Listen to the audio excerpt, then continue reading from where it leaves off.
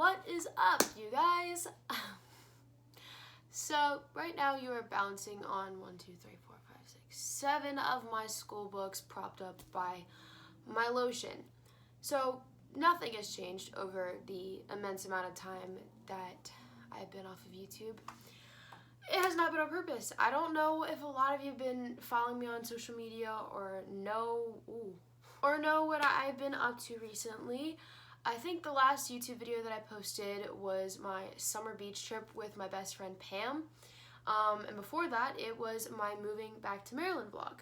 Obviously, you know this is a Q&A by the title, but I'm going to give you a little background on what's been going on and where I've been. Basically, since March or April, something like that, I have been living in Maryland and I have been going to regular high school, which obviously takes up my Monday through Friday. I was playing high school soccer.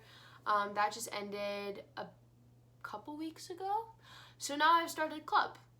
So I'm still playing soccer, which is why I have no time to do anything whatsoever. I am entirely sleep deprived, but it's been awesome. I have loved being back here in Maryland. I've made a lot of new friends. I've had to do exactly what I've always done, which is rebuild a whole new life once again. This question I saw come up a couple times.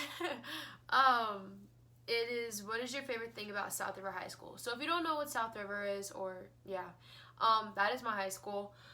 What I really like about South River is that everyone does something, whether it's a sport. We're very, very good at sports, which I like. Everyone plays at least 1 up to 3 or more. But we have so many clubs in our school, and I feel like every single person takes part in at least one. So I just like that everyone in our school is really proactive and has a passion or something that they genuinely love and work at it. That's definitely my favorite part. And I love, because I know I have a couple Kicks fans watching this, I feel like I'll answer some questions about the Kicks. And this one, I don't think I've told this story or not. I'm not 100% sure, but someone asked, what was your reaction to getting the main role for your Amazon show, The Kicks? P.S. The show is great.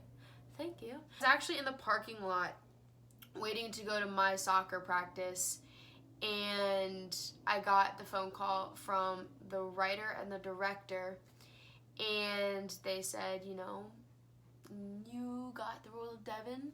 I was wigging out. I was going crazy in all soccer practice. All I could do was just run around the field like a crazy maniac, and I called every single person I knew.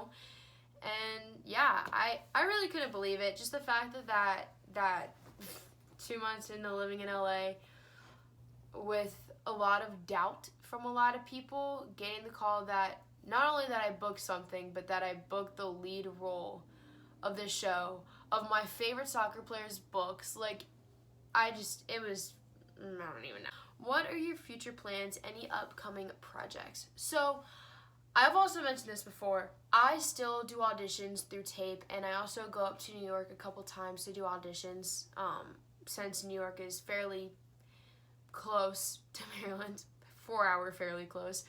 But right now, my plan as a junior is to go to college, do 4 years of college, or however many I need to do. Right now it's 4. And then wherever college takes me, depending if I really love what I do or if it leads me to a better opportunity, then that's what I'm going to do. But regardless, I have a feeling I'm going to end up in New York or LA, so I'll probably continue acting throughout college and after college as well. So, what's your opinion on drama? My opinion on drama is that it is the biggest waste of time, energy, breath. It is the biggest waste of time. Personally, I've always had drama, obviously, like, it's life, but, like, I've never experienced drama on such a big level than when I entered high school, which, look, there's no, like, ignoring it. There's no getting away from it. Like, it's just what it is, but I think that it is the stupidest thing ever. There's no need for drama, but it's there. So my advice to you is just don't talk about people. Be honest with people. stay in your lane, and hopefully those people get the memo to stay in theirs as well, and you should be good. You should be set. And be nice to everyone. Whether you like them or not, be nice to every single person, because at that point, then none of it is your problem. I have so many teammates who have gone through really bad injuries this past high school, like this soccer season that just ended, and that are still recovering from it right now. And it's advice to people coming back to their sport after major injury or major surgery. Let yourself heal. Do not rush back into your sport, even though you want to play so badly and you think you feel fine and you don't feel pain at the moment. Terp, thank you for knocking my ring light down. Una memento. From observation, I'm telling you, let your body heal, because what's going to happen is you're going to compensate for that injury and you're going to end up injuring something else. You need everything to work at 100%, and rushing back from a surgery injury, yeah, you just, and then just slowly work at it and work at it and work at it, and be patient. Do not get frustrated with yourself because you're not the way you were before the injury. Like, you can't do that. You're not going to get better by thinking like that. You just need to stay positive, and you need to keep in mind your end goal, and you will get there. Would you treat your fan as friends or simply follower? 100%, without a doubt, a friend. My supporters are my family, and they're my friends. I will never see myself, I could be winning Oscars, and I will never see myself above or better than any other person. I am simply a human being who loves to act and do an art. A follower is such a, I don't like that term. It's like it's a grody term to me. Like, you're a supporter. You support what I do. And I support my followers and their art, their editing, their soccer experience, any sport experience that they do. I would not be anywhere that I am with my career without my supporters. Therefore, they're my friends, they're my family. It's that simple. What's your biggest dream or inspiration? My biggest dream, obviously, is to win an Oscar or an Emmy, or more like recently, hopefully, I can be an editor or writer for Vogue, like Carrie Bradshaw. That's my goal. What's your favorite place to visit? New York. What's your favorite type of bread? I don't like bread. What are your views on popularity and fake people in high school? I don't think there's fake people in high school. I think there are people who have insecurities and who are scared. And so they alter who they are or what they say to certain people. Therefore, they come off fake to the other person. But it's solely the fact that, like, you'll notice that really confident people who are very secure with themselves are not fake, because they feel no need to be fake. People who have insecurities or who care a lot about what people think about them or their opinions or whatever personal is happening in their life, they will alter that so that that person likes them. If you want to call that fake, so be it. Because I haven't been in high school for all 4 years, I'm only going to be in high school for 2 years, I've gotten to see what life is like after high school. And for that, I'm super grateful, because I see, or I have seen firsthand, how unimportant your status in high school is or was when it comes to the real world after all. It does not matter if you're the most popular girl or most popular guy in high school, because at the end of the day, you're then going to go to college. And when you get to college, you're going to be a freshman, which means you are going to be at the bottom of the food chain, just like you were freshman year of high school. And then you're going to graduate college, and you had risen your way to, like, being a senior of college, and you think you're popular and you're this and you're that.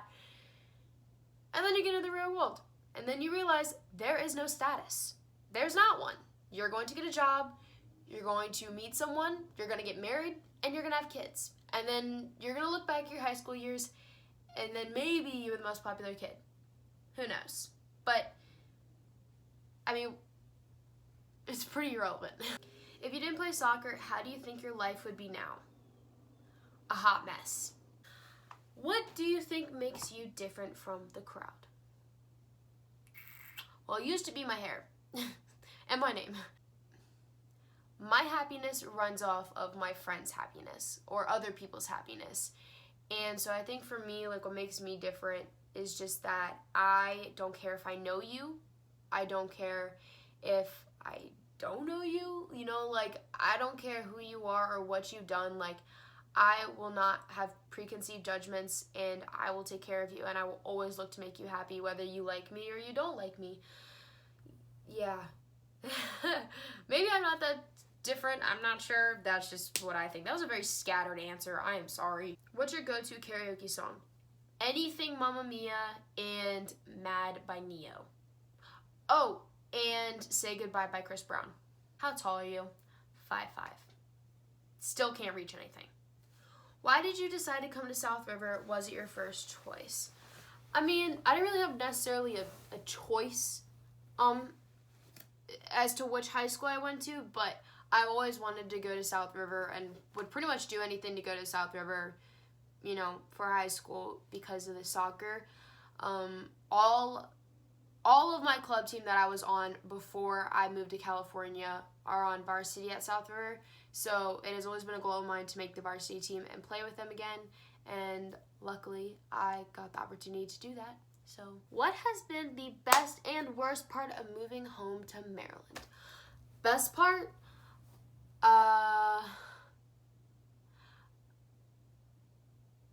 Best part has been getting back to my family and my friends, but then also getting to make new friends. I think living here now is very different than when I did before going to LA just because I'm older. Worst part? I don't want to really call anything a worst part besides the fact that I'm